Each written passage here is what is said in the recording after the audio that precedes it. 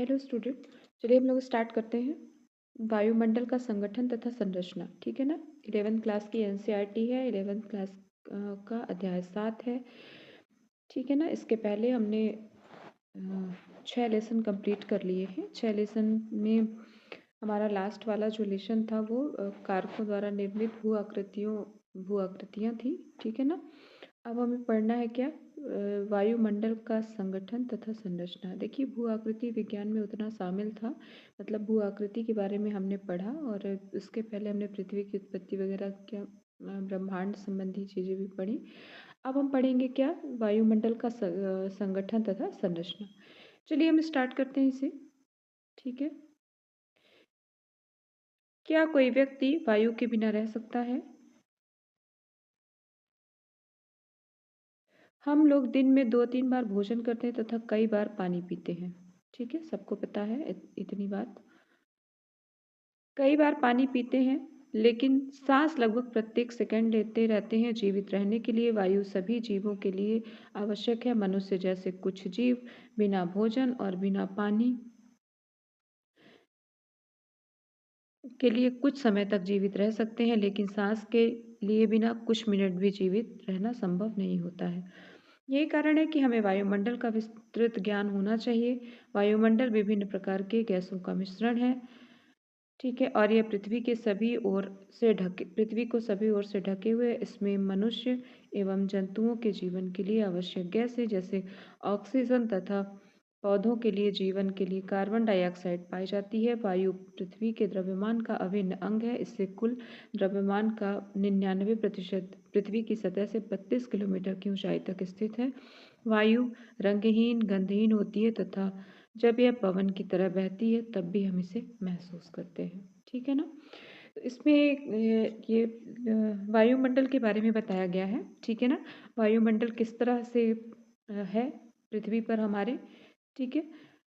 चलिए इसके आगे हम लोग देखते हैं वायुमंडल का संगठन, मतलब किन किन गैसों से मिलके हमारा वायुमंडल बना है। जब हम लोग पृथ्वी की उत्पत्ति हमने पढ़ी थी, फिर उसके बाद हमने पढ़ा था ना वायुमंडल की उत्पत्ति। उसमें हमने पढ़ा था जब महासागर एवं महाद्वीपों का निर्माण पढ़ रहे थे हम लोग, उसके बाद हमने वायुमंडल की उत्पत्ति पढ़ी थी, ठीक है ना।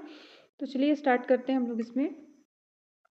तो हाँ, वायुमंडल का संगठन हम लोग देखते हैं। वायुमंडल गैसों जलवाष्प एवं धूल कणों से बना है।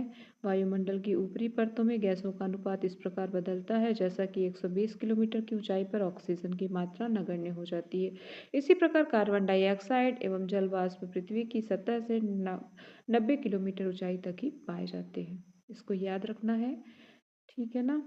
इसको पूरी तरह से याद रखना है कि कार्बन डाइऑक्साइड एवं जल वाष्प पृथ्वी की सतह से 90 किलोमीटर की ऊंचाई तक ही पाए जाते हैं, ठीक है ना।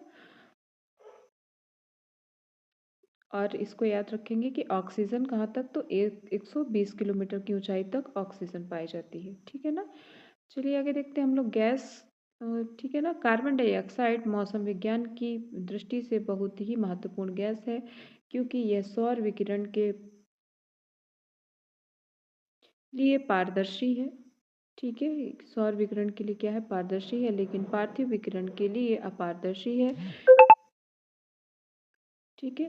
यह सौर विकिरण के एक अंश को सोख लेती है तथा इसके कुछ भाग को पृथ्वी की सतह और की ओर प्रतिबिंब कर देती है। यह ग्रीन हाउस प्रभाव के लिए पूरी तरह से उत्तरदायी है। दूसरी गैसों का आयतन स्थिर है, जबकि पिछले कुछ दशकों में मुख्यतः जीवाश्म ईंधन को जलाए जाने के कारण कार्बन डाइऑक्साइड के आयतन में लगातार वृद्धि हो रही है, ठीक है ना।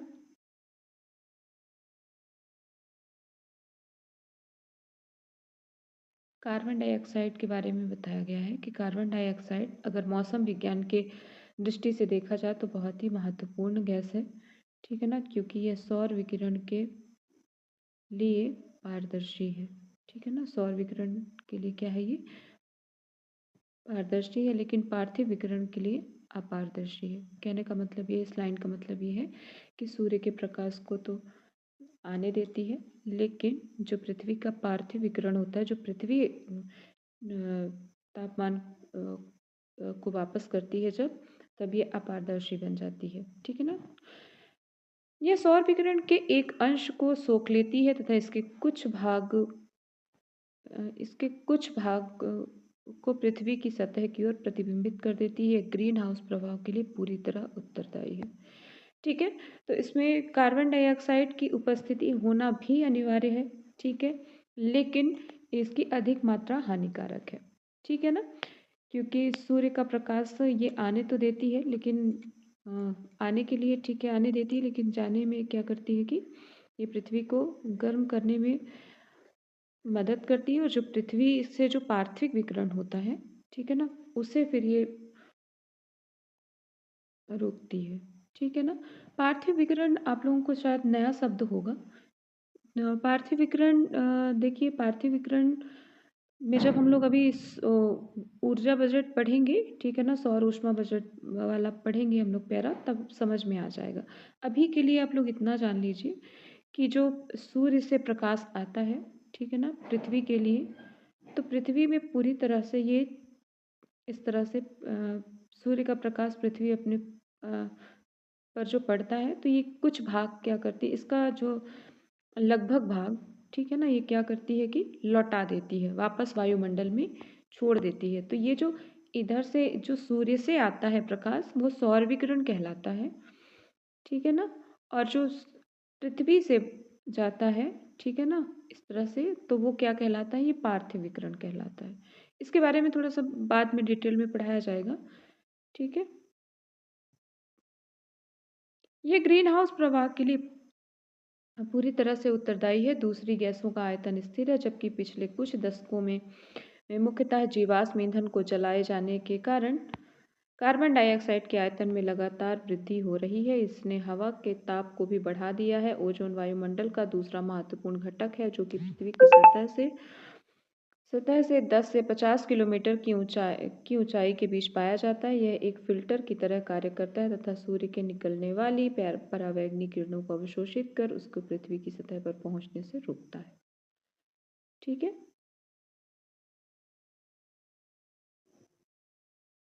तो हमने क्या पढ़ा, तो हमने कार्बन डाइऑक्साइड पढ़ा, और दूसरा हमने क्या पढ़ा, ओजोन पढ़ा।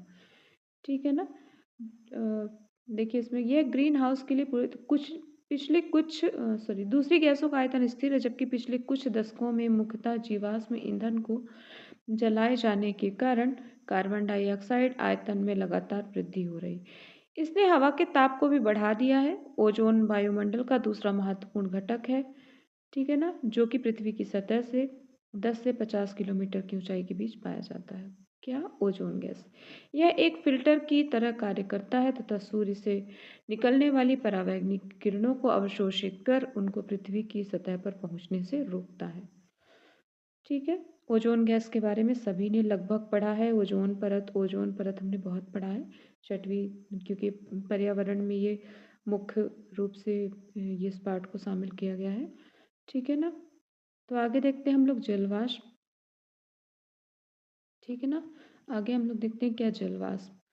तो जलवाष्प वायुमंडल में उपस्थिति की ऐसी परिवर्तनीय गैस है जो ऊंचाई के साथ घटती जाती है। गर्म तथा आर्द्र उष्णकटिबंध में यह हवा के आयतन का 4% होती है, जबकि ध्रुवों जैसे ठंडे तथा रेगिस्तानी शुष्क प्रदेशों में यह हवा के आयतन के 1% के भाग से भी कम होती है। विषुवत से ध्रुव की तरफ जलवाष्प की जल मात्रा कम हो जाती है। यह सूर्य के निकलने वाले ताप से कुछ भाग को अवशोषित करती है तथा पृथ्वी से निकलने वाले ताप को संग्रहित करती है। इस तरह एक कंबल की तरह कार्य करती है तथा पृथ्वी को ना तो अधिक और ना ही गर्म ना अधिक ठंडा होने देती है। ठीक है ना, अब देखते हैं हम लोग जलवाष्प के बारे में हम लोग पढ़ रहे हैं। तो जलवाष्प में देखिए परिवर्तनीय गैस है ये, जो ऊंचाई के साथ घटती है। गर्म तथा उष्ण कटिबंध में यह हवा के आयतन का 4% होती है।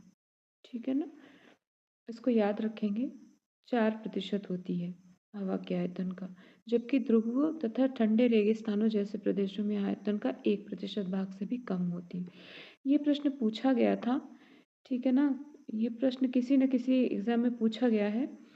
ये जो वायुमंडल, ठीक है ना, ये जलवाष्प की जो ये मात्रा है, ये पूछा गया है कहीं ना कहीं। ठीक है ना। हवा के आयतन का ये 4% है उष्ण आर्द्र प्रदेश कटिबंध में, ठीक है, जबकि शुष्क वाले में कितना है, तो ये 1% से भी कम होती है जल वाष्प, ठीक है। आगे देखते हैं, विषुवत वृत्त से ध्रुव की तरफ जल वाष्प की मात्रा कम होती जाती है। यह सूर्य से निकलने वाले ताप के कुछ भाग को अवशोषित करती है तथा पृथ्वी से निकलने वाले ताप को संग्रहित करती है। इस प्रकार एक कंबल की तरह कार्य करती है तथा पृथ्वी को ना तो अधिक गर्म ना ही अधिक ठंडे होने देती है। जल वाष्प पृथ्वी वायु को स्थिर और अस्थिर होने में भी योगदान देती है। अगला है हमारा धूलकण, ठीक है। धूलकण सभी को पता है, जो पृथ्वी वायु पर धूल लटकती रहती है ना, वही है धूलकण, ठीक है ना। आगे हम लोग देखते हैं, इसमें वायुमंडल में छोटे छोटे ठोस कणों को भी रखने की क्षमता होती है। ये छोटे कण विभिन्न स्रोतों जैसे नमक, समुद्र, महीन मिट्टी, धुएं की कालिमा, राख, पराग, धूल तथा उल्काओं के टूटे हुए कण से निकलते हैं, ठीक है ना। धूलकण प्राय वायुमंडल के निचले भाग में मौजूद होते हैं, फिर भी संवहनी वायु प्रवाह इसे काफी ऊंचाई तक ले जा सकता है। धूलकणों का सबसे अधिक जमाव उपोष्ण और शीतोष्ण प्रदेशों में सूखी हवा के कारण होता है। विषुवत रेखा और ध्रुवीय प्रदेशों की तुलना में यहाँ अधिक मात्रा में होते हैं। धूल और नमक के कण आर्द्रताग्राही केंद्र की तरह कार्य करते हैं, जिनके चारों ओर जल वाष्प संघनित होकर मेघों का निर्माण करती है, ठीक है ना। तो ये जो धूलकण है, तो ये हमें किस तरह से उपयोगी आते हैं, तो समुद्री नमक, ठीक है ना, ये छोटे कण विभिन्न स्रोतों से मिलते हैं, जैसे समुद्री नमक, महीन मिट्टी, धुएं की कालिमा, राख, पराग, धूल तथा उल्काओं के टूटे हुए कण, ये सब धूलकण वायुमंडल में रहते हैं, वायुमंडल के निचले भाग में मौजूद होते हैं। फिर भी संवहनी वायु प्रवाह इन्हें काफ़ी ऊंचाई तक ले जा सकता है, ठीक है ना। जो संवहन की क्रिया होती है, उसके वजह से ये क्या होते हैं और ऊपर तक जाते हैं। धूल कणों का सबसे अधिक जमाव उपोष्ण और शीतोष्ण प्रदेशों में सूखी हवा के कारण होता है, ठीक है ना। उपोष्ण और शीतोष्ण प्रदेशों में जो हवा होती है, ठीक है ना, सूखी हवा के कारण क्या होता है, ये अधिक इनका जमाव होता है। जो विषुवत और ध्रुवीय प्रदेशों की तुलना में कहीं अधिक मात्रा में होते हैं, मतलब कि ये जो ये जो ध्रुवीय प्रदेश है और ये जो विषुवत प्रदेश है, तो यहाँ पर इनकी मात्रा कम पाई जाती है, ठीक है ना। और जबकि ये बीच वाले भाग में अधिक पाए जाते हैं। इस तरह से प्रश्न पूछा जा सकता है कि जो धूलकण है उनकी अधिकता कहाँ पर पाई जाती है, तो याद रखेंगे कि ध्रुवीय क्षेत्र और विषुवत रेखा में कम पाई जाती है, जबकि उपोष्ण और शीतोष्ण प्रदेशों में सूखी हवा के कारण अधिक पाया जाता है, ठीक है। जो विषुवत ठीक है ना, धूल और नमक के कण आर्द्रता का एक केंद्र की तरह कार्य करते हैं, जिसके चारों ओर जलवाष्प संघनित होकर मेघों का निर्माण करती है। मतलब ये आर्द्रता ग्रही का उपयोग कर लेते हैं। जैसे मान लीजिए कि यहाँ पर है, तो इसमें फिर क्या, इन्हीं के सहारे सहारे क्या होता है, संघनन स्टार्ट होता है। बारिश के लिए जो जलवाष्प होता है ना, तो जलवाष्प के लिए कुछ ना कुछ आधार तो चाहिए, तो ये आधार का काम करते हैं। इन्हीं के साथ जलवाष्प संग होता है और इसी से फिर क्या होता है कि संघनन प्रारंभ होता है। चलिए आगे देखते हैं फिर हम लोग इसमें। और वायुमंडल की संरचना हम लोग देख लें। अभी तक तो हम लोगों ने संगठन देखा था। संगठन में हमने गैसें देखी, कौन कौन सी गैसें हैं, कितनी प्रतिशत है और कहाँ पर पाई जाती हैं, ठीक है ना। अब हम देखते हैं वायुमंडल की संरचना।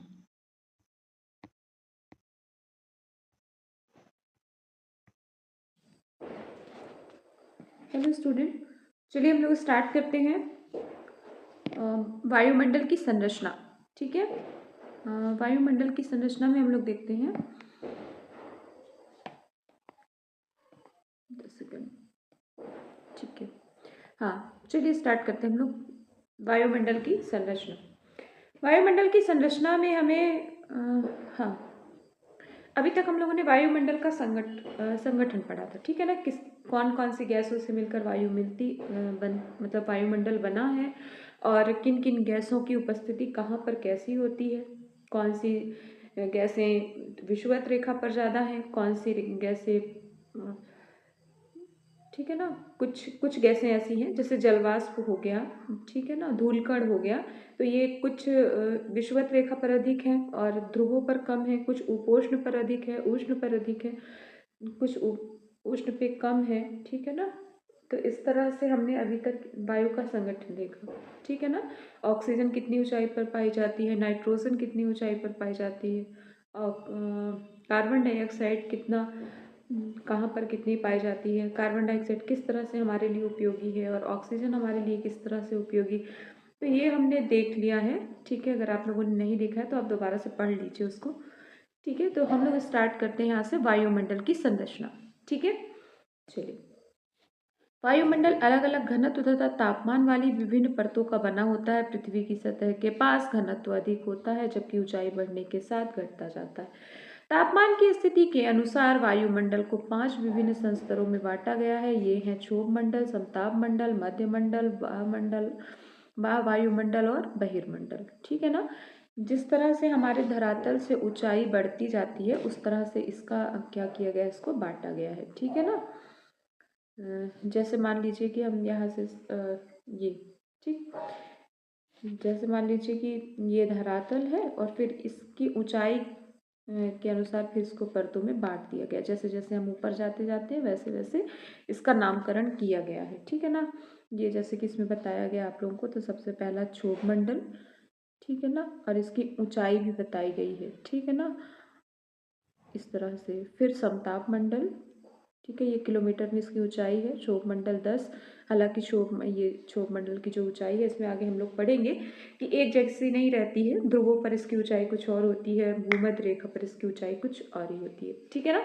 तो देखिए समताप मंडल हो गया, ठीक है ना। फिर समताप मंडल के बाद देखिए क्षोभ सीमा है, ठीक है ना। फिर समताप मंडल हो गया, फिर समताप सीमा हो गई, फिर मध्य मंडल हो गया, फिर मध्य सीमा हो गई, फिर बाह्य हो गया, ठीक है ना। बाह्य वायुमंडल हो गया, फिर बहिर्मंडल हो गया, ठीक है ना। तो ये आपके सिलेबस में जो जो मेंशन है वो हम पढ़ते चलते हैं अभी इसमें, क्योंकि वायुमंडल में और भी चीज़ें हैं और भी मंडल हैं, पर इतना आप लोगों के लिए बेसिक है और आप लोग इतना बेसिक देख लीजिए। तो चलिए हम लोग स्टार्ट करते हैं इससे कि वायुमंडल अलग अलग घनत्व तथा तापमान वाली परतों का बना होता है। पृथ्वी की सतह के पास घनत्व अधिक है, जबकि ऊंचाई बढ़ने के साथ साथ यह घटता जाता है। तापमान की स्थिति के अनुसार वायुमंडल के 5 विभिन्न स्तरों में बांटा गया है। ये है क्षोभ मंडल, समताप मंडल, मध्य मंडल, बाह्य वायुमंडल तथा बहिर्मंडल, ठीक है। तो चलिए इसके आगे देखते हैं हम लोग। क्षोभ मंडल वायुमंडल का सबसे नीचे का संस्तर है। इसकी ऊंचाई सतह से लगभग 13 किलोमीटर है तथा ध्रुव के निकट 8 किलोमीटर तथा विषुवत वृत्त पर 18 किलोमीटर की ऊंचाई तक है। क्षोभ मंडल की मोटाई विषुवत वृत्त पर सबसे अधिक है, चूंकि तेज वायु प्रवाह के कारण ताप अधिक ऊंचाई तक संवहन किया जाता है। इस संस्तर में धूलकण तथा जलवाष्प मौजूद होते हैं। मौसम में परिवर्तन इसी संस्तर में होता है। ये बात हो रही है हमारे क्षोभ मंडल की, ठीक है ना। क्षोभ मंडल ये 8 किलोमीटर बताया गया है। इसमें देखिए दो तरह की ऊंचाई बताई गई है, जबकि इसमें हम लोग इसमें डायग्राम में अगर देखते हैं तो इसमें एवरेज ऊंचाई को लिया गया है, ठीक है ना। तो दो तरह की है, ठीक है ना। सतह से लगभग 13 किलोमीटर है, कहाँ पर, ध्रुव के, ठीक है ना। नीचे संस्तर इसकी ऊंचाई 8 किलोमीटर तथा विषुवत पर 18 किलोमीटर है, ठीक है ना। ध्रुवों के पास 8 किलोमीटर है, पृथ्वी के ध्रुव यहाँ पर 8 किलोमीटर है और विषुवत रेखा पर इसकी ऊंचाई कितनी है, 18 किलोमीटर है, ठीक है ना। तो ये और यहाँ पर जो 10 दिया गया है इसके किसकी एवरेज दी हुई है, ठीक है ना, एवरेज ऊंचाई। तो इसको याद रखेंगे कि, और एक बात और ये भी याद रखना है कि जितनी भी वायुमंडल की घटनाएं घटित होती हैं वो सब की सब क्षोभ मंडल में घटित होती हैं, ठीक है ना। तेज वायु प्रवाह के कारण ताप का अधिक ऊंचाई तथा संवहन किया जाता है। इस संस्तर में धूल कण तथा जलवाष्प मौजूद होते हैं। मौसम में परिवर्तन इसी संस्तर में होता है, ठीक है ना। इस स्तर में प्रत्येक 165 मीटर की ऊंचाई पर तापमान 1 डिग्री सेंटीग्रेड से घटता जाता है, जबकि जैविक क्रिया के लिए सबसे महत्वपूर्ण स्तर है। क्षोभ मंडल और समताप मंडल को अलग करने वाले भाग को क्षोभ सीमा कहते हैं। विषुवत वृत्त के ऊपर क्षोभ सीमा में हवा का तापमान -80 डिग्री सेल्सियस और ध्रुव के ऊपर -45 डिग्री सेल्सियस होता है। यहाँ पर तापमान स्थिर होने के कारण इसे क्षोभ सीमा कहा जाता है। समताप मंडल इसके ऊपर 50 किलोमीटर की ऊंचाई तक पाया जाता है। समताप मंडल का एक महत्वपूर्ण लक्षण यह है कि इसमें ओजोन परत पाई जाती है। यह परत परावैंगनी किरणों को अवशोषित कर पृथ्वी की ऊर्जा को तीव्र तथा हानिकारक तत्वों से बचाती है। ठीक है ना। एक तो आप लोगों को ये याद रखना है, ये बेसिक है कि प्रत्येक 165 मीटर की ऊंचाई पर तापमान 1 डिग्री सेल्सियस घटता है। ठीक है ना। ये हमेशा काम देगा। इसका बेसिक कॉन्सेप्ट है कि जैसे हम लोग धरातल से 165 मीटर की ऊंचाई पार करते हैं, वैसे ही 1 डिग्री सेल्सियस तापमान क्या होता है कि घट जाता है। ठीक है ना। क्षोभ मंडल और समताप मंडल को अलग करने वाले भाग को क्षोभ सीमा कहते हैं। विषुवत वृत्त के ऊपर क्षोभ सीमा में हवा का तापमान -80 डिग्री सेल्सियस और ध्रुव के ऊपर -45 डिग्री सेल्सियस होता है। ठीक है ना। यहाँ पर तापमान स्थिर होने के कारण इसे क्षोभ सीमा कहा जाता है। समताप मंडल इसके ऊपर 50 किलोमीटर की ऊंचाई तक पाया जाता है। ठीक है ना। 50 किलोमीटर की ऊंचाई तक पाया जाता है। समताप मंडल का एक महत्वपूर्ण लक्षण है कि इसमें ओजोन परत पाई जाती है। ध्यान रखेंगे, ओजोन परत किस मंडल में पाई जाती है, तो आप लोगों को याद रखना है कि ये कहाँ पर, समताप मंडल पर पाई जाती है। ठीक है। 2-3 बार ध्यान से कॉन्सेप्ट बिठा लीजिए कि समताप मंडल में ओजोन परत पाई जाती है। ओजोन परत क्या काम करती है, कमेंट करिए। ठीक है। अगर आज ये वीडियो देख रहे हैं तो आप लोग आज ही कमेंट करिए। अगर आज नहीं देख पा रहे हैं तो आप मैं क्लास में फिर पूछूंगी। क्लास में तो बताना ही पड़ेगा। ठीक है। ओजोन परत हमारे लिए क्या काम करती है ये बताना है। चलिए और देखते हैं आगे। यह परत परावैंगनी किरणों को अवशोषित कर पृथ्वी को ऊर्जा के तीव्र तथा हानिकारक तत्वों से बचाती है। मध्यमंडल समताप मंडल के ठीक ऊपर 80 किलोमीटर की ऊंचाई तक फैला होता है। इस संस्तर में भी ऊंचाई के साथ साथ तापमान में कमी होने लगती है और 80 किलोमीटर की ऊंचाई तक पहुंचकर यह 100 डिग्री सेल्सियस हो जाता है। मध्यमंडल की ऊपरी परत को मध्य सीमा कहते हैं। ठीक है ना। वहीं से क्या होता है कि मध्यमंडल समाप्त हो जाता है। ठीक है ना। समताप मंडल जैसे ही समाप्त होता है वैसे ही मध्यमंडल शुरू हो जाता है। यहाँ पर हम लोग देख सकते हैं, ये पूरी तरह से डायग्राम में एकदम स्पष्ट दिखाई देता है कि यहाँ पर क्षोभ मंडल, फिर यहाँ पे इसके बाद क्षोभ सीमा दी गई, सीमा है ना। सीमा में क्या होता है कि सीमा में दोनों ही परतों का गुण पाया जाता है। ठीक है ना। फिर और आगे देखते हैं हम लोग इसमें। तो आयन मंडल मध्यमंडल के ऊपर 80 से 400 किलोमीटर के बीच स्थित होता है। इसमें विद्युत अवशोषित कण पाए जाते हैं जिन्हें आयन कहते हैं, इसलिए ये आयन मंडल के नाम से जाना जाता है। पृथ्वी के द्वारा भेजी गई रेडियो तरंगे इस संस्तर द्वारा वापस पृथ्वी पर लौट आती हैं। यहाँ पर ऊंचाई बढ़ने के साथ ही तापमान में वृद्धि शुरू हो जाती है। ये है हमारा आयन मंडल। ठीक है ना। 80 से लेकर 400 किलोमीटर के बीच फैला है आयन मंडल। ठीक है ना। इसमें विद्युत अवशोषित कण पाए जाते हैं जिसे आयन कहते हैं तथा इसके लिए आयन मंडल तथा इसलिए इसे आयन मंडल के नाम से जाना जाता है। पृथ्वी द्वारा भेजी गई रेडियो तरंगे इस संस्तर द्वारा वापस पृथ्वी पर लौट आती हैं। यहाँ पर ऊंचाई बढ़ने के साथ ही तापमान में वृद्धि शुरू हो जाती है। वायुमंडल का सबसे ऊपरी संस्तर जो वायुमंडल के ऊपर स्थित होता है उसे बहिर्मंडल कहते हैं। यह सबसे ऊंचा संस्तर है तथा इसके बारे में बहुत कम जानकारी उपलब्ध है। ठीक है। ये क्या करते हैं, तो हमें टेलीविज़न या फिर हमारा जो दूरदर्शन इन सब चीज़ों को चलाने में क्या करता है, मदद करता है। ठीक है ना। कौन, आयन मंडल। जैसे हम लोग संचार सेवा का लाभ ले पाते हैं तो इन्हीं का योगदान होता है। ठीक है ना। यहीं से क्या होती हैं कि रेडियो तरंगे क्या होती हैं कि वापस लौटती हैं। ठीक है। इसको फिर और आगे डिटेल में आप लोग जब पढ़ेंगे तब ये समझ में आ जाएगा। अभी जितना सिलेबस में है उतना ही पढ़िए। फिर मौजूद सभी घटक विरल हैं। ठीक है ना, जो धीरे धीरे बाहरी अंतरिक्ष में मिल जाते हैं। यद्यपि वायुमंडल के सभी वायुमंडल पहले से संस्तर प्रभावित करते हैं, फिर भी भूगोलवेत्ता वायुमंडल के पहले 2 संस्तरों को ही अध्ययन करते हैं। ठीक है ना। सभी संस्तर भी ही प्रभावित करते हैं। ठीक है ना।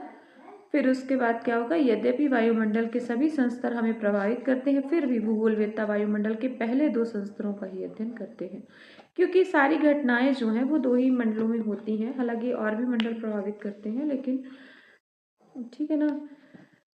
मौसम और जलवायु के तत्व दाब, हवा, आर्द्रता, बादल और वर्षण वायुमंडल के महत्वपूर्ण तत्व हैं जो पृथ्वी पर मनुष्य के जीवन को प्रभावित करते हैं।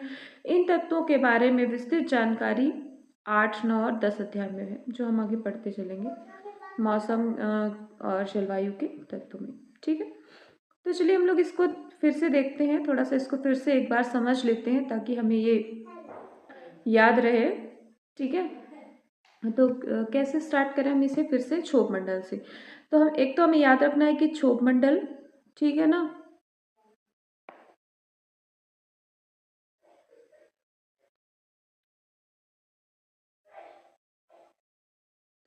क्षोभ मंडल को हम लोग देखते हैं कि क्षोभ मंडल में क्या है कि 10 किलोमीटर की ऊंचाई तक क्षोभ मंडल, फिर क्षोभ सीमा, फिर 50 तक समताप मंडल, फिर उसके बाद मध्य मंडल, ठीक है ना, मध्य सीमा, और इसी में ओजोन परत पाई जाती है।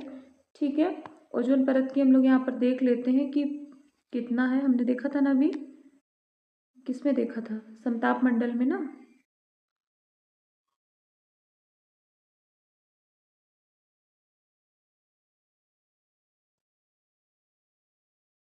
हाँ, यहाँ पर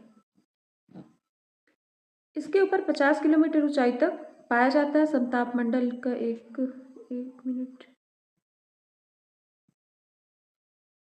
हवा का तापमान यहाँ पे दिया गया -80 से ध्रुव के ऊपर -45 डिग्री। महत्वपूर्ण लक्षण है कि इसमें ओजोन परत पाया जाता है। यहाँ पर ऊंचाई नहीं दी गई है इसमें,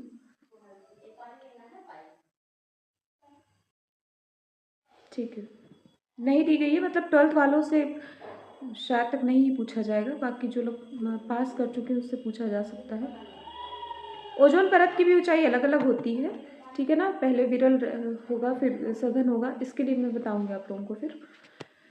ठीक है, तो इसमें देखिए, बस आप लोग इसकी ऊंचाई याद रखिए और क्रम याद रखिए। क्रम पूछा जाएगा, ऊंचाई पूछी जाएगी, जैसे सही जोड़ी लगाने के लिए दिया जा सकता है, जैसे समताप मंडल, क्षोभ मंडल, ठीक है ना, जैसे क्षोभ मंडल दे दिया और फिर यहाँ पर दे दिया कि कितना, मान लीजिए कि 20, सॉरी, जैसे कि यहाँ पे मान लीजिए 50 रख दिया उन्होंने, समताप मंडल रख दिया, फिर उसके बाद 10 रख दिया। इस तरह से जोड़ी मिलाने के लिए भी दिया जा सकता है कि किसकी कैसी ऊंचाई है, ठीक है, या फिर क्रम से लगाने के लिए दे दिया जाएगा कि क्रम से लगाइए। तो इस तरह से इसके क्वेश्चंस पूछे जा सकते हैं, ठीक है ना। चलिए ठीक है स्टूडेंट, टेक केयर, फिर नेक्स्ट लेसन स्टार्ट करते हैं, ठीक है ना। अर्धवार्षिक परीक्षाएं शुरू हो गई हैं और सिलेबस क्लास में लगभग समाप्त हो चुका है, ठीक है।